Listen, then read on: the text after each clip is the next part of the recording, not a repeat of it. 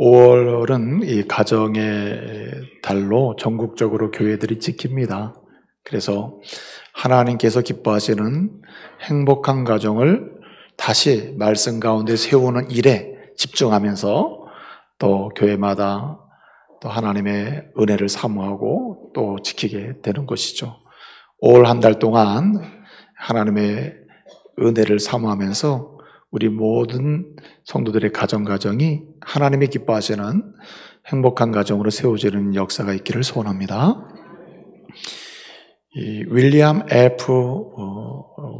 오거번이라고 하는 교수님이 계신데요. 이 사람이 쓴 책 중에 현대의 사회적 경향이라고 하는 책이 있습니다. 현대의 사회적 경향들 이렇게 말할 수 있는데 그런 책이 있습니다. Recent Social Trends라는 책인데 이 책에서 이 오거번은 그렇게 얘기합니다.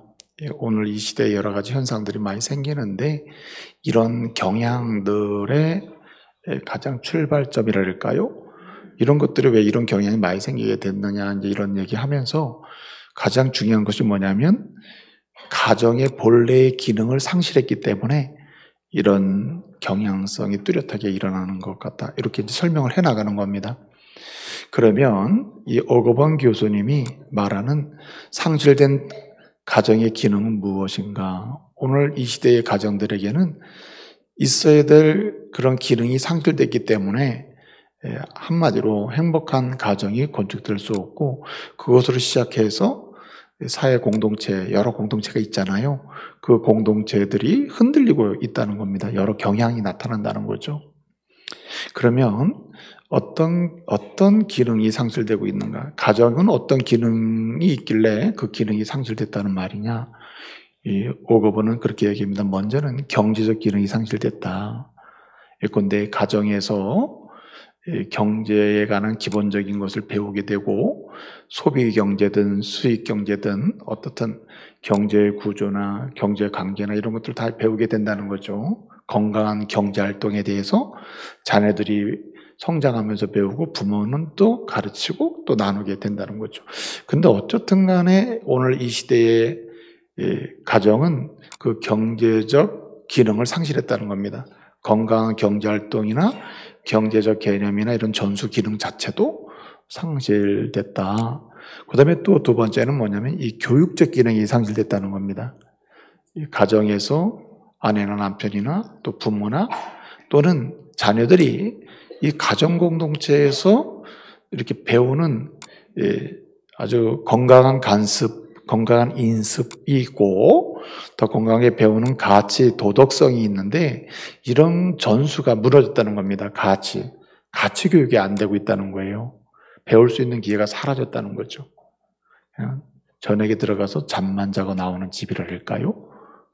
어떻든 함께 해야 이게 배울 수 있는 기회가 있는데 그런 기회가 없다는 겁니다. 그래서 이 교육적 기능이 상실됐고 또 한 가지는 이제 오락적 기능이 상실됐다 그런 거. 오락적 가정은 뭔가 유쾌함과 뭔가 기쁨을 회복할 수 있는 기능이 가정에 있는데 그러한 기쁨과 즐거움을 나눌 수 있고 또 경험할 수 있고 회복할 수 있는 그런 가정적 기능이 상실됐다는 거예요. 제가 몇 가지 했죠 지금? 세 가지 했죠. 한 가지 더 있습니다. 가장 중요한 기능이 뭐냐면은 바로 종교적 기능이라는 겁니다. 종교적 기능. 말하자면 가정은 하나의 종교를 통해서 도덕적 윤리적 가치를 공유하면서 비전도 공유하게 되고 삶의 의미도 같이 찾게 된다는 거예요. 요즘에 부모님들 중에는 자녀들에게 교회 나가라고 하지 말라. 어떤 아버지는 그런다는 거죠. 어떤 엄마도 그러고. 왜 그러냐? 초등학교 졸업받고 중학교 가서 자기 나름대로 결정하게 만들려고. 근데 그것은 일반적 사회학자들이 말하는 관점에서 보더라도 건강한 생각은 아닌 거죠. 왜냐하면 일반 사회학자들이 볼 때도 가정은 종교적 기능이 있다는 겁니다. 한마디로 어떤 공통된 신앙을 통해서 건강한 가치나 윤리성을 확보하고 그리고 좋은 비전을 공유하면서 꿈을 꾸게 된다는 거예요. 그런데 어떻든 오늘 이 시대의 가정들은 그 기능을 상실했다는 겁니다. 교육적 기능도 상실했고 경제적 기능도 상실하고 그리고 또 오락적 또는 이 신앙적 기능도 상실했다는 거예요. 그렇기 때문에 가정이 흔들리고 행복한 그런 가정이 건축되는 일에서 굉장히 무너지고 있고 또 해방을 받고 있다는 겁니다. 이것은 가정만의 문제가 아니라 여기서 파생되는 이러한 기능 상실은 크고 작은 사회 공동체가 있잖아요. 국가나 학교나 직장이나 자기의 삶이 소속되는 여러 공동체의 기능조차도 흔들리게 됐다는 겁니다. 그냥 굉장히 불행한 거죠. 여러분, 그래서 하나님께서는 처음에 세계를 우주만물을 만드시고 세우신 기간이 가정을 건축하신 것입니다. 가정제도를 최초로 세우신 거예요. 그래서 하나님 행복한 가정을 세움으로써 그 가운데서 하나님이 창조하신 인간의 본연의 아름다운 삶의 목적이나 행복을 경험하고 누리고 나눌 수 있도록 건강 공동체를 세워갈 수 있도록 이렇게 하신 거죠. 그래서 하나님의 사람들은 하나님께서 기뻐하시는 행복한 가정을 건축하고 행복한 가정을 세우기를 소원하는 기본적인 열망과 자세가 필요하다는 겁니다. 그런 성도가 되어야 하는 것이죠. 여러분, 오늘 본문 말씀 보게 되면 5절까지 읽었잖아요. 5절 말씀에 보게 되면 이것이 그 화살통에 가득한 자는 뭐 하도다 했죠? 복되도다고 합니다. 복되도다. 근데 이 복되도다고 하는 이 말이 5절에 히브리 성경, 원문 성경에서 첫 번째 단어입니다. 복되도다, 어떤 사람? 이렇게 이제 설명을 하는 거예요. 그러니까 이게 이제 히브리로 말하면 아슈레입니다. 아슈레. 그래서 하나님께서는 오늘 말씀을 통해서 저와 여러분의 가정이 그리고 행복한 하나님의 가정으로 세워지기를 원하시고 행복한 가정을 건축하기를 위하여 행복한 아버지, 어머니가 되기를 원하시고 또 행복한 자녀들로 세워지기를 원하심을 믿으시기 바랍니다. 그래서 여러분, 우리는 행복한 가정이라고 하는, 하나님의 행복한 가정이라고 하는, 하나님이 기뻐하시는 행복한 가정이라고 하는 시리즈 설교를 제가 한 4주 동안 드리려고 그래요. 첫 주부터 이제 마지막까지 하나님의 행복한 가정을 세우기 위해서 어떻게 해야 되느냐의 말씀을 묵상하면서 나누려고 합니다. 오늘은 어린이 주일이기 때문에, 자녀 주일이기 때문에 하나님의 행복한 가정을 위하여는 행복한 자녀가 되도록 해야 한다는 거예요. 그럼 행복한 자녀는 어떤 사람인가? 오늘 성경은 단도직입적으로 우리에게 선언해 줍니다. 그것은 무엇이냐면 믿음의 사람이 되게 하라는 겁니다. 믿음의 사람이 되게 하라. 여러분, 어제 모 국회의원을 통해서 보건복지부의 자료가 공개가 됐습니다. 그 내용인즉 이렇습니다. 최근 5년 동안 우리나라에서 학대로 인하여 죽은 아동들, 말하자면 중학교 들어가기 전까지 들어간 1, 2학년 정도 되죠. 학대로 죽은 아동 수가 134명이 죽었습니다. 그냥 병들어 죽은 것도 아니고 학대당해서 죽은 겁니다. 학대당해서. 2014년은 한 13명 정도 됐거든요.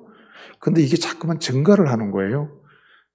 그래서 16명, 36명, 38명 뭐 이렇게 증가하는 거예요. 그래서 작년까지 약 5년 동안 134명이 아이들이 학대로 죽은 것입니다. 여러분, 학대의 유형도 많아요. 하여튼 이것저것 특정할 수 없는 종합적인 학대로 죽은 애가 48% 정도 됩니다.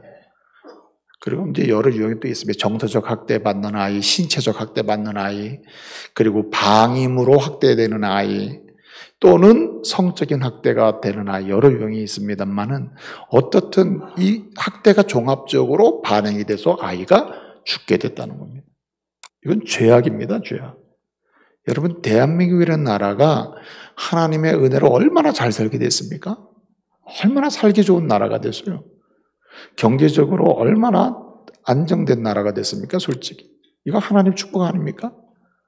근데 이렇게 잘 사는 나라가 됐는데 때려서, 굶겨서, 자녀를 이렇게 134명이나 죽인 나라가 건강한 나라입니까? 이 문제가 심각한 거예요, 이게. 하나님의 사람들이 책임의식을 갖고 우리의 자녀들을 돌봐야 하는 것입니다. 여러분, 내 자녀만 내 자녀가 아니라 대한민국 가운데 있는 자녀는 다 우리의 자녀예요. 하나님의 교회에 있는 자녀는 다 내 자녀입니다. 이웃에 있는 자녀가 내 자녀로 인정하고 여길 줄 아는 그런 자세가 성도들, 그리스도인들의 마음이라 이거죠. 자녀를 그렇게 학대해서 134명이나 죽였다면 이거는 모두가 공동적인 책임의식을 갖고 나요. 얼마 전에도 12살 된 한 소녀가 계부와 친모에 의해서 죽었다. 이게 너무나 익숙하게 이런 얘기가 들려온다는 것은 우리의 마음이 병들었을 수도 있는 거죠. 그래서 우리는 가장 가깝게는 영적인 자녀든 육적인 자녀든 우리 가정과 교회에 주신 자녀들만이라도 우선적으로 아실의 자녀, 행복한 자녀로 세워야 할 줄로 믿습니다. 행복하게 살아가도록 세워야 돼요. 그런 자녀가 되게 하는 방식이 뭐냐면 믿음의 사람이 되게 하는 것입니다. 믿음의 사람이 되게 하는 거예요. 여러분, 학대를 한 우리나라 이제 134명이 죽었는데 5년 동안 학대의 제1주범은 누굴까요? 1번 옆집 아저씨, 2번 엄마 아빠. 누굽니까? 엄마 아빠요, 엄마 아빠. 자기가 낳고 자기가 죽여요. 그러니까 여러분, 우리가 하나님의 사람들이 자녀들을 귀하게 여기면서 아실의 자녀, 복 있는 자녀, 행복한 자녀로 세우는 일에서 모범을 보여야 되고 세상에 감동을 주고 도전을 줄 수 있어야 됩니다.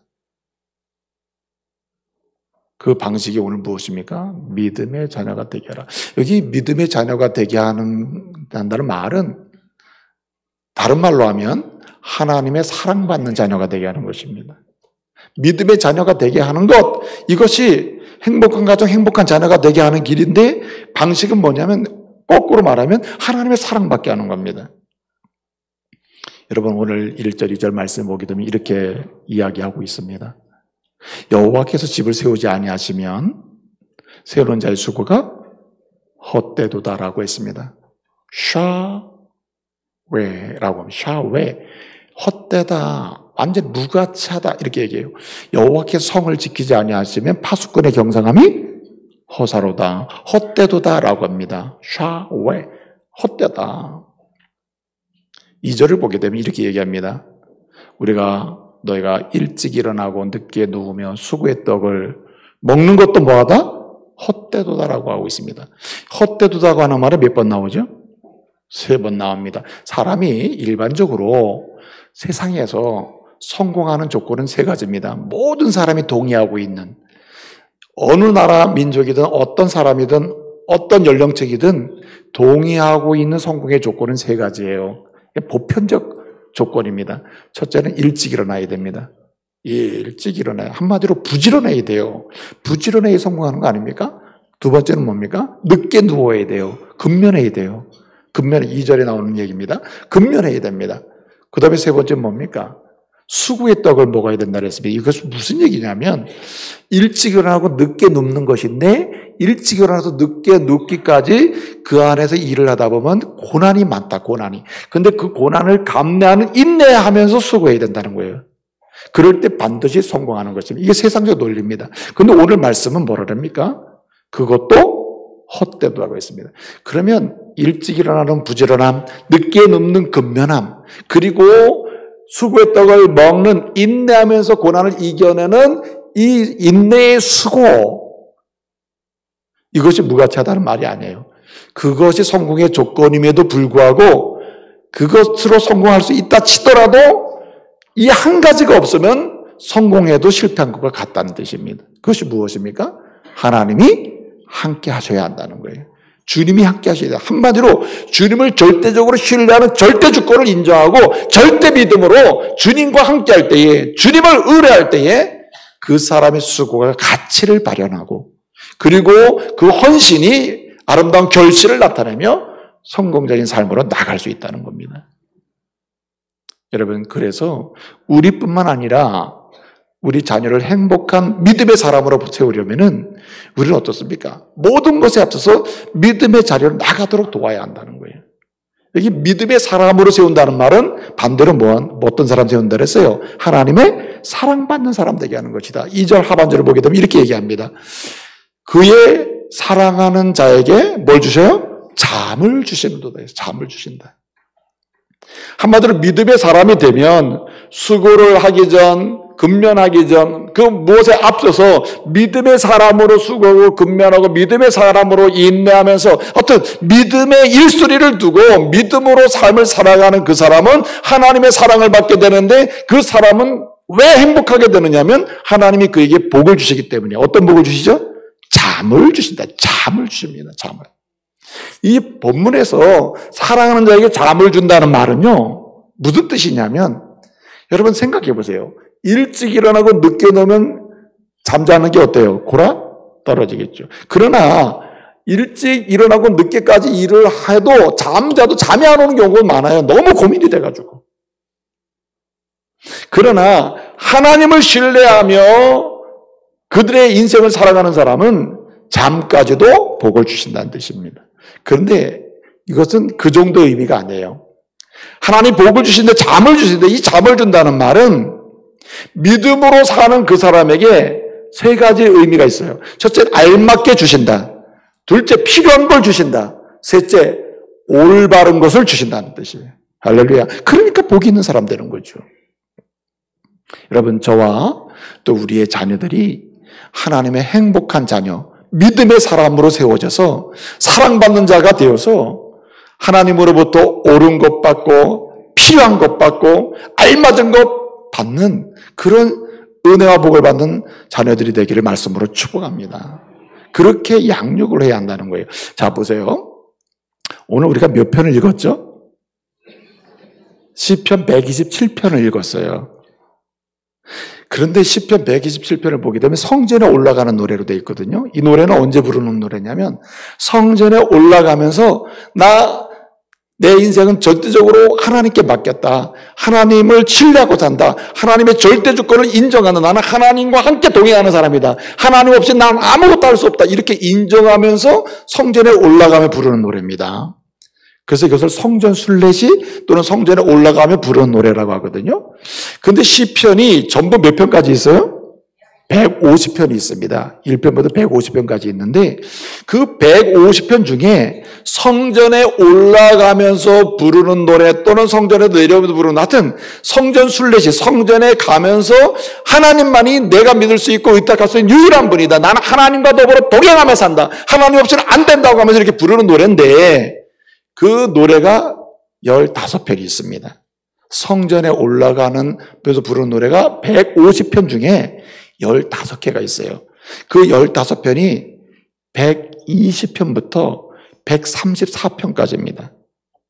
120편부터 134편까지가 4편까지가 15개의 시편인데 이게 다 성전에 올라가면서 부르는 노래예요. 그럼 질문 하나 해볼게요. 15개의 성전 올라가면서 부르는 시편이 이 노래가 15개가 있는데 120편에서 134편까지입니다. 그러면 그 한가운데는 몇 편일까요? 그냥 찍으세요. 127편이죠. 15편 중에 그 한가운데 시편이 127편입니다. 성전에 올라간 부르는 노래 15개 중에 한가운데가 127편이에요. 그런데 또 재밌는 게 있어요. 127편에 성전 올라가면서 부르는 노래 중에 작사자, 작시자, 시인의 이름이 붙여진 15편 노래 중에 이 노래가 5개가 있어요. 5개. 5개가 있습니다. 그 노래가 5개가 있는데 122편, 124편이에요. 그 다음에 뒤로 가면은 131편, 133편입니다. 마지막 한 편은 몇 편일까요? 127편입니다. 그러면 묻겠습니다. 오늘 한가운데 있는 노래가 성전 올라가는 노래, 성전 올라가는 부르는 노래 한가운데 15개 중 한가운데 있는 노래가 127편이고 이름이 작사자가 드러나 있는 게 5편인데 그 한가운데 있는 게 127편이에요. 그 120편 누구의 노래예요? 여기 써 있는데 다윗이라면 안 돼요. 솔로몬이에요, 솔로몬. 솔로몬의 시 이렇게 돼 있어요. 솔로몬이 작사를 한 겁니다. 그럼 나머지 4편이 있습니다. 앞에 2편, 뒤에 2편이 있는데 120편 앞에 있는 122편, 124편 이 노래는 누가 졌을까요? 다윗이 노래입니다. 다윗이었습니다. 그러면 120편 솔로몬의 노래 그 뒤에 있는 131편, 133편을 누가 지었을까요? 그것도 다윗이었습니다. 그 질문할게요. 다윗과 솔로몬의 관계는 무슨 관계입니까? 옆집 아저씨와 이웃집 소년 관계입니까? 아니면 아버지와 아들 관계입니까? 아버지와 아들 관계라. 그러면 다윗의 가정은 아슐의 가정, 행복한 하나님의 가정이었는데 그 아버지가 아슐의 아버지였고 아들도 아슐의 행복한 아들이었다. 그러면 아버지와 아들이 성전에 솔로몬이 어릴 때 올라갈 때 누구의 노래를 들었을까요? 아버지가 져가지고 내가 성전에 지금 올라가고 있다. 나는 하나님만 의지하고 하나님이 함께 하시면 모든 게 헛되도 나는 알고 있어. 하나님이 함께 하셔야 내 인생에 의미가 있어. 나도 너도 다. 이러면서 노래를 불러요. 그러면 솔로몬이 들었겠죠? 솔로몬이 다 컸어요. 커가지고 성전 올라가요. 올라가다가 부르는데 이거 누구의 노래와 내용이 비슷할까요? 아버지의 노래랑 비슷한 거죠. 아버지가 불렀던 노래의 내용이 그대로 가사는 좀 다르지만 원칙은 딱 하나예요. 그게 무엇일까요? 행복한 아버지는 믿음의 사람이었다. 행복한 아들도 믿음의 사람이었다. 행복한 가정은 무슨 가정? 믿음의 가정이었다. 그래서 우리 자녀들을 하나님의 행복한 사람으로 그리고 행복한 가정의 멤버로 주인공으로 이렇게 세우려면은 행복한 인생을 살도록 하려면은 자녀를 믿음의 사람으로 세워야 한다는 거예요. 믿음의 사람이 되도록 돕는 것 이외에는 부모가 할 일이 없다는 거예요. 다른 방식이 없어요. 여러분, 부모가 내 자녀를 행복하게 하기 위하여 제일 하고 싶은 게 뭡니까, 여러분?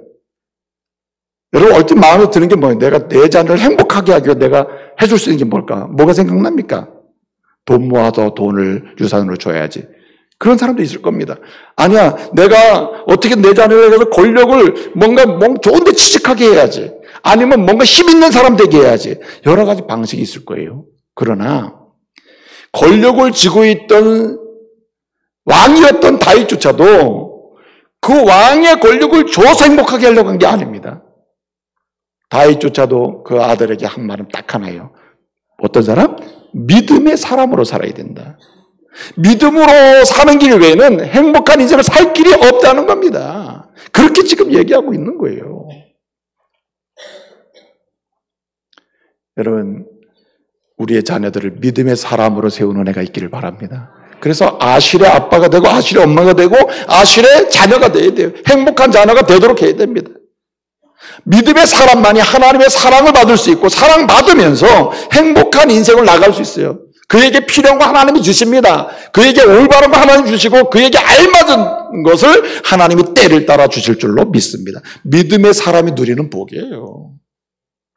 그래서 우리는 양육할 때에 자녀를 믿음의 사람으로 양육해야 합니다. 하나님의 사랑받을 수 있는 사람으로 양육해야 한다.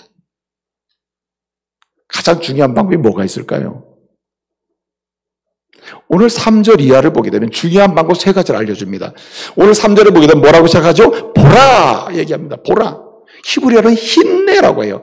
힘내. 첫 번째 단어가 보라입니다. 근데 이 보라라고 하는 말은 그냥 하라는 얘기가 아니에요.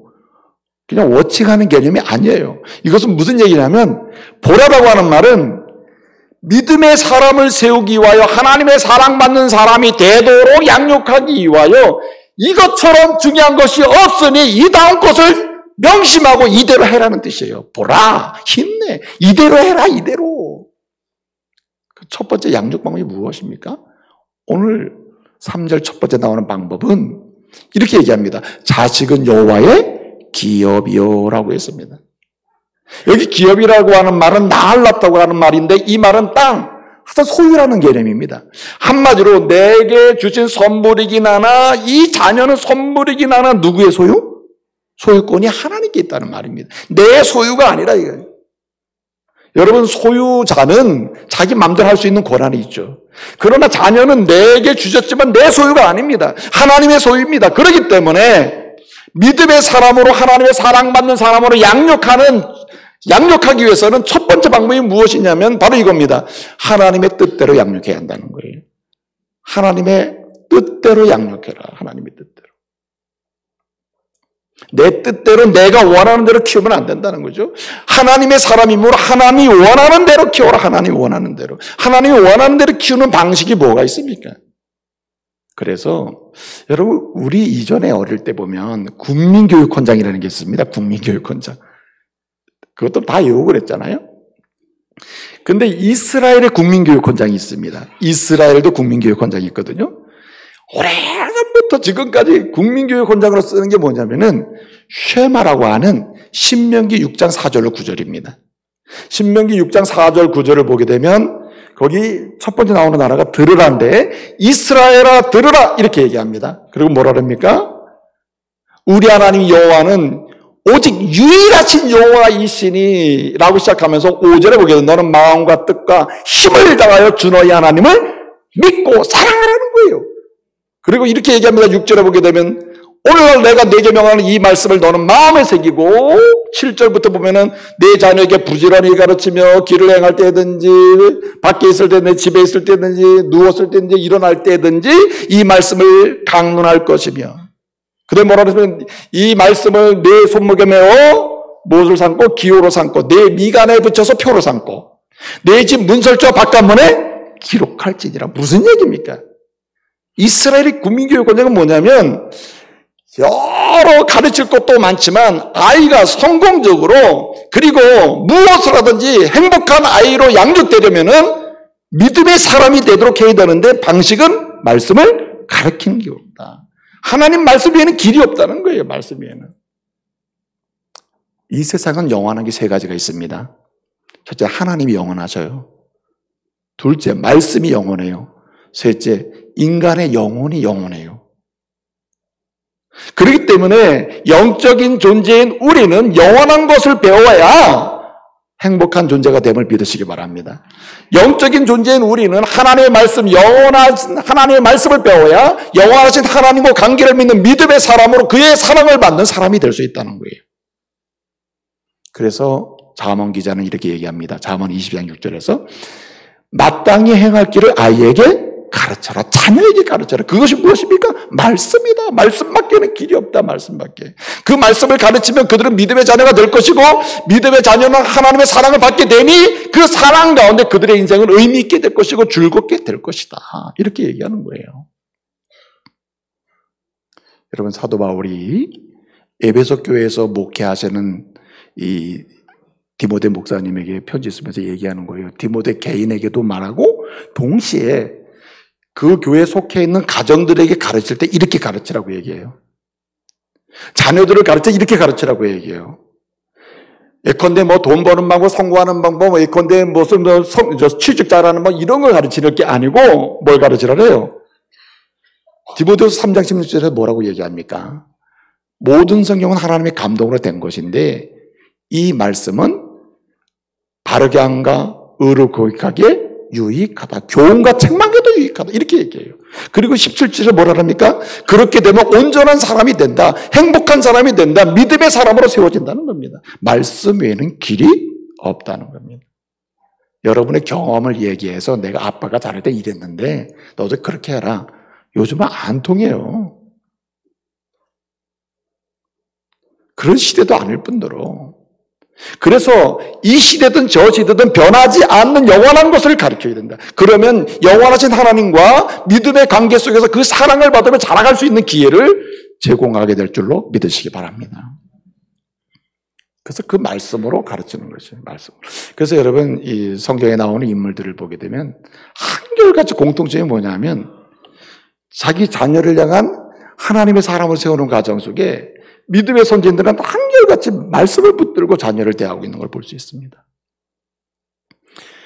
항모 사모님께서 이전에 저희 교회 와서 간증을 하신 적이 있습니다. 뭐 아들이 하버드 대학을 나오고 그리고 외교관이 되고 뭐 이런 얘기했었잖아요. 근데 그 간증 중에 제가 제일 도전을 받았던 것 중에 하나가 뭐냐면은 그 사모님은 다른 과외는 시킨 적이 없답니다. 근데 무슨 과외를 시켰죠? 성경 과외를 시켜요. 성경 과외. 우리 자녀에게 어린이 때는 어린이 수준에 잘 이해하고 말씀을 배우도록 성경을 가르쳐 주십시오. 그리고 어떤 신학생을 돈을 줘가면서 가르치면 돈을 줘가면서. 그랬더니 그 아이가 이렇게 쓰임받는 자녀가 됐다. 이렇게 이제 간증했잖아요. 여러분, 우리 평생에 하나님 말씀을 전인격적으로 배울 수 있도록 가르치려고 뭔가 가위를 세울 정도라면 엄청난 헌신입니다. 그 아이 하나님 안 버리겠죠. 그렇게 하지 않을지라도 적어도 어머니로서 아버지로서 내 자녀에게 가르칠 기회가 있는 한 내가 말씀으로 양육하겠다. 말씀으로 교훈하겠다. 말씀으로 책망하겠다. 말씀으로 함께하겠다고 결단하고 나가게 되면 하나님께서 그를 믿음의 사람으로 세우지 않겠습니까? 아멘? 그렇게 되는 거죠. 두 번째로 오늘 여기 말씀 보게 되면 이렇게 얘기합니다. 태 열매는 뭐라 그랬죠? 그의 상급이로다. 이렇게 했습니다. 여기 상급이라는 말은 사카르라고 하는 말인데, 이 말은 상이라는 건 보통 뭐 시험을 봐서 1등을 했거나 뭘 했을 때 거기에 걸맞는 상을 주는 개념 아닙니까? 근데 본문에서 이 상은 선물로서의 상이에요. 주권적 선물로서의 상이에요. 내가 뭘 해서 받은 게 아니라 하나님이 그냥 은혜로 우리에게 선물을 준 겁니다. 선물. 혹시 여러분 상 받아보신 적은 있나요? 예. 뭐 영화부부터 해가지고 지금까지 상 받아보신 적 있죠. 여러분 상을 받았을 때 그 기분이 어떻습니까? 1번 아주 더럽다. 2번 아주 좋다. 상을 받으면 어때요? 좋죠. 그 다음에 이 상을 받은 시간이 지났다 하더라도 다시 상을 내가 그때 받았지, 상 받은 걸 생각하고 상을 보면 또 기분이 어때요? 다시 뭔가 되살아나는 거 아니에요? 그렇죠? 그렇죠? 다시 리바이벌이 되잖아요. 그래서 이 말은 뭐냐면은 하나님의 자녀들을 믿음의 사람으로 키워 하나님의 사랑받는 자녀로 키워서 아실의 자녀가 되도록 하는데 제일 좋은 두 번째 양육 방법이 있다면 그것은 뭐냐면 사랑과 기쁨으로 키워야 한다는 거예요. 즐겁게 키워야 된다. 아이가 즐겁게 자라도록 즐겁고 기쁨으로 키워야 한다는 거예요.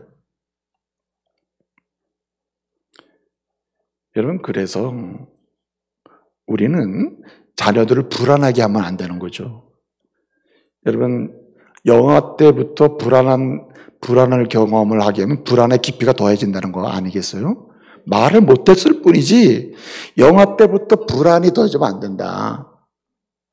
원래 불안한 존재인데 더 불안이 더해지면 어떻게 되겠어요? 여러분, 아이들이 가장 이 불안한 때는 언제죠? 부부가 싸울 때입니다. 부부가 싸울 때. 그래서 아이를 기쁨과 즐거움으로 양육하고 즐거운 가운데 자라도록 양육해야 되는데 그러기 위해서 부부는 자녀들 앞에서 싸우면 안 되는 거죠. 근데 여러분 싸울 수도 있겠죠. 그러나 마무리는 행복하게 마무리가 돼야 돼요. 아, 우리 엄마 아빠는 싸우기도 잘하지만 저렇게 행복하구나. 그래야 된다는 거죠. 여러분, 제일 안 좋은 태도는 자녀를 불안하게 만드는, 그래서 믿음의 자리에서 이탈하게 만드는 것이 뭐냐면 이런 겁니다. 부부가 싸워서 심각한 격한 언어와 감정을 표출하고 아이는 함께 있는 가운데 그런 걸 표출한 다음에 각자 자기 방으로 들어가는 겁니다. 그러면 자녀는 어디에 있죠? 거실에 혼자 있는 거죠. 내가 어디로 가야 되느냐 이거죠. 어디로. 자녀들은 선택을 고민한다는 거예요. 그런데 자녀가 엄마가 들어간 안방으로 들어가고 그러면 아빠가 골방에서 얘기하는 거예요. 저놈의 자식은 엄마밖에 모른다. 자녀가 아빠가 들어간 골방으로 들어가면 엄마가 그러는 거예요. 내가 저걸 믿고 키웠으니 뭐 이렇게 한다는 거죠. 근데 이 아이는 불안에 극에 달하게 된다는 거죠. 하나님은 제일 싫어한다는 거죠, 이게. 그래서 불편한 관계에 불안한 마음을 주지 아니하고 어떻게 해요? 그때 분쟁이 있다 하더라도 갈등이 있다 하더라도 화목한 관계로 정리가 그 자녀 앞에서 돼야 하고 최상의 좋은 방법은 자녀들 앞에서 부부의 갈등을 크게 표출해서는 안 된다는 거죠. 격한 언어로 싸워서는 안 된다는 거죠. 여러분, 그래서 에베소서 6장 4절은 이렇게 얘기합니다. 아비들아, 너희는 자녀들을 뭐하게 하지 말라? 노엽게 하지 말라라고 했어요. 노엽게 하지 마. 네 노엽게 한다는 말이 뭐냐면은 합성어예요. 파라와 오로기조라는 말인데, 파라는 누구에 대하여라는 말이고 오로기조는 분노한다는 뜻입니다. 부모가 어떤 일을 했을 때 자녀가 분노하게 되면 누구한테 분노하겠어요? 부모에게 분노하죠. 그래서 부모가 야단을 치든 어떤 행동을 했을 때 이 아이가 어떤 상황이라도 부모를 신뢰하게 만들어야 되는데 부모가 압니다. 여러분 얼마나 똑똑해요, 부모가. 내가 자녀를 야단쳤을 때 여러분, 자녀가 지금 내 야단을 맞고 내 훈계를 받고 지금 저 아이의 마음속에서 내가 커서 보자 하는 내적 상태냐, 아니면 그래도 엄마가 날 사랑하니까 엄마밖에 없다 이런 쪽이 나는 거죠. 그건 어른들이 판단을 잘한다는 거죠. 그래서 이 아이가 분노가 표출되는 상황이면 어떠한 권면이나 어떠한 훈계나 야단과 징계를 했다 하더라도 그 징계와 야단은 건강한 것이 아니다. 주님이 허용하는 게 아니라는 거예요. 그래서 노엽게 하지 말아야 된다는 것입니다. 그래서 여러분, 이 부모는 자녀에게 관심을 갖고 오히려 적극적으로 칭찬하는 부모가 되어야 한다. 믿음의 자리로 나가려고 하는 몸부림, 작은 모습이라도 칭찬하는 부모가 되어야 한다는 거예요. 여러분, 이 시카고 대학에 벤자민 블룸 교수님이 계신데 그분이 사회적으로 성공한 120명을 뽑았어요. 예술인, 예능인, 학자. 표본적으로 120명을 뽑아가지고 이제 설문을 돌렸습니다. 당신이 이렇게 성공하는 인물이 되고 사회적인 영향력을 행사하는 인물이 되고 그리고 안정적인 인생을 살게 된 배경에 원인이 있다면 제일 큰 원인이 무엇이냐, 이런 질문이에요. 그 질문이 뭐냐면 어릴 때부터 부모가 나를 아주 온유하게 그리고 관심을 갖고 뭐 했어요? 칭찬했다는 겁니다. 의도적 칭찬이죠. 관심을 갖고 깊이 있게 칭찬하는 것입니다. 그래서 요즘에 아빠를 향해서 쓰는 말이 있다잖아요. 요즘 아빠들. 아빠는 뭐해? 바빠. 바쁜 아빠는 뭐해? 나빠. 여러분, 아빠 하면 바빠. 바쁜 나빠. 이게 아이들과의 관계라는 거죠. 아빠가, 엄마가 조금이라도 관심을 갖고 그런 가운데 관심을 갖는 순간의 칭찬. 하나님이 기뻐하신 아이로 자라도록 선제적 칭찬이라는 게 있어요. 지금 못하지만 너도 할 때가 있을 거다고 하는 칭찬. 그런 것들이 자녀를 믿음의 사람으로 세우게 됨을 믿으시기 바랍니다. 그리고 사람을 키울 수가 있는 거죠. 마지막 한 가지는요. 오늘 4절 5절을 보게 되면 이런 방법이 있습니다. 하나님의 사람, 믿음의 사람으로 키우고 하나님의 사랑받는 사람으로 키우는 방식이 뭐냐? 여기 4절을 보면 이렇게 얘기합니다. 뭐라고 얘기합니까? 자식은, 복수입니다, 원래는. 자식들은 장사의 수중에 있는 뭐와 같아요? 화살과 같다고 했습니다. 이 말씀은 젊은 날에 자녀를 일찍 낳잖아요. 그럼 이 자녀가 자라면 늦게 낳은 자식을 늦게 낳아 기른 부모보다 이 사람은 더 힘이 있고 그렇게 성장한 자녀를 통해서 보호받고 뭔가 위로를 받을 수 있다고 하는 것을 말씀해 주는 겁니다. 이게 가장 기본적인 말씀이에요. 그런데 신앙교육에서 쓰는 굉장히 중요한 의미가 여기 있습니다. 그것이 뭐냐면 모범입니다. 여러분 보세요. 장사의 손에 화살이 있습니다. 용사의 손에 화살이 있어요. 화살이 동쪽으로 날아갈지 서쪽으로 날아갈지 남쪽으로 날아갈지 뭔가 날아가는 것은 누구의 손에 달려있죠? 용사의 손에 달려있죠. 용사가 화살을 서쪽으로 쏘면 이게 서쪽으로 가는 겁니다. 용사가 활을 남쪽으로 쏘면 남쪽으로 가는 거죠. 그런데 자식은 무엇 같다 그랬어요?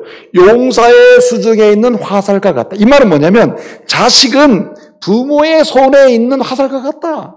무슨 말입니까? 자식의 미래는, 자식의 앞날은 자신의 꿈과 자식의 뭔가 소망, 윤리 모든 것은요. 누구의 손에 달려있다? 부모의 손에 달려있다 이 말이죠. 부모가 가정에서 기도의 화살을 쏘면 자녀는 기도의 화살이 날아가는 곳으로 갑니다.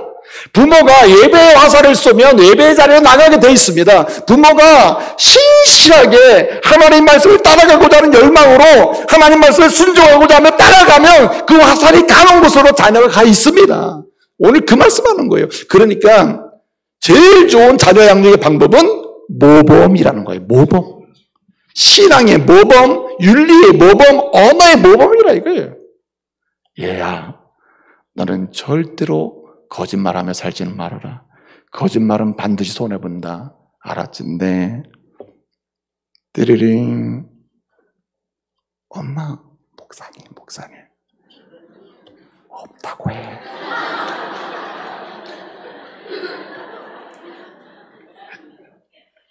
여러분, 거짓말하지 마라. 진실해야 된다. 전화 오고 바로. 예? 엄마, 목사님이야, 목사님. 없다고 해. 이런 일상의 유형이 아이들을 어떻게 만듭니까? 믿음의 자리에서 이탈하게 만드는 거예요. 저는요, 진짜 몇 달 전의 일입니다만은 제가 예배 마치고 일찍 나가잖아요. 그 기다리죠, 문에 가서. 내려가는데 2층 화장실에서 애가 죽어가 막 아까 울고 막 그러니까 그 엄마께서 막 그냥 그러려면 교회도 오지 말지 왜 따라와가지고 막 하고 막 제가 지금 표현을 못 부드럽게 하는 거예요. 아마 예배 중이니까 못 들었으리라 생각했을 거예요. 그 엄마는 애를 잡아 막 애는 막 울면서 난리가 났어요. 자, 이 아이가 교회 오셨겠어요? 평생에 교회 하면 교회 화장실에서 막 얘기하고 막 욕을 했었고 그것밖에 기억이 더 나겠어요? 쏜 대로 가는 겁니다. 교회 와서 어떤 화살을 쐈느냐에 따라서 그 아이가 그 인생이 되는 거예요. 그러므로 우리 수중에 놓여있는 화살 자녀들을 하나님께서 기뻐하시는 모범을 통하여 좋은 자리로 보내줄 수 있기를 말씀으로 축복합니다. 그것이 우리가 가야 될 일이에요. 말씀을 마치겠습니다. 여러분, 아슐의 가정, 행복한 가정은요, 믿음의 가정, 믿음의 아슐의 부모 밑에서 아슐의 자녀가 나와요. 그 가장 기초는 믿음의 사람으로 세우는 것입니다. 하나님의 사랑받는 사람으로 세우는 거예요. 오늘부터 여러분, 말씀으로, 기쁨으로, 즐거움으로, 그리고 모범으로 양육해서 믿음의 사람으로 세우는 은혜가 있기를 말씀으로 축복합니다. 기도하겠습니다. 은혜로우신 아버지 하나님 감사 찬송 영광 돌려드립니다. 주님, 가정의 달을 맞이해서 하나님이 기뻐하시는 행복한 가정을 건축하기를 원합니다. 아슐의 아버지, 아슐의 어머니, 아슐의 자녀, 그래서 아슐의 가정이 되기를 원합니다. 주님, 오늘 자녀주의를 통해서 우리의 자녀들 믿음의 사람, 하나님의 사랑받는 사람으로 세워 하나님이 약속하신 자매의 축복, 알맞고 올바르고 필요한 복을 받는 자녀로 세우기를 소원하며 말씀을 사모하였사오니 오늘 이후로 말씀으로 양육하고 기쁨과 감격으로 양육하며 뿐만 아니라 모범으로 양육해서 믿음의 사람으로 세울 수 있게 하여 주옵소서. 예수님의 이름으로 기도합니다. 아멘.